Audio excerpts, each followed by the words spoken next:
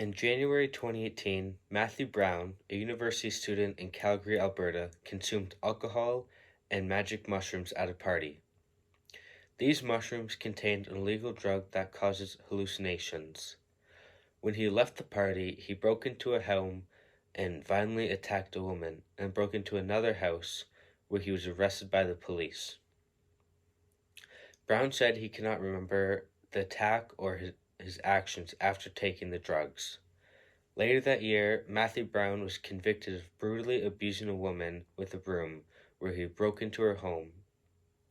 But 4 years later, May of 2022, Canada's Supreme Court acquitted him of aggravated assault and break-in entering using voluntary extreme intoxications as defense. The accused challenged Section 33.1 of the Criminal Code, which prohibited him from raising the defense of non-mental disorder autism. Extreme intoxications isn't just being drunk or high. It is a temporary condition that makes people incapable of controlling their behavior. This is called autism. This means defendants can't be held responsible due to their actions and due to autism. This ruling overturns the court's 1994 decision that says if you voluntarily take drugs or drink too much and then commit a crime, you are criminally responsible.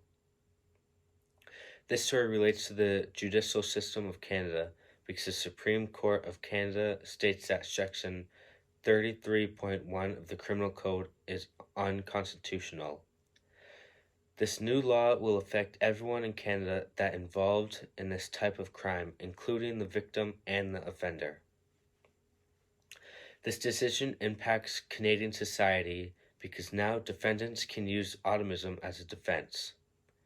They can say they had no control over their actions because they were extremely intoxicated. Abusers can bring back their case into court using this defense. This case is important because even though some lawyers say that cases involving autism are extremely rare and it is hard to prove, others believe that allowing this defense will be hurtful to women and children who are usually victims of intoxicated violence.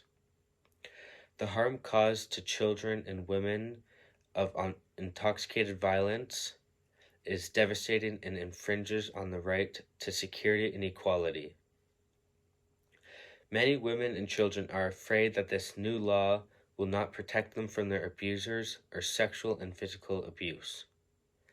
A person should be responsible for the criminal actions if they are under self-induced extreme intoxications. This gives people an excuse or defense for their legal decisions. Trent Stewart reporting to you from the Court of Appeal Courthouse in Calgary, Alberta.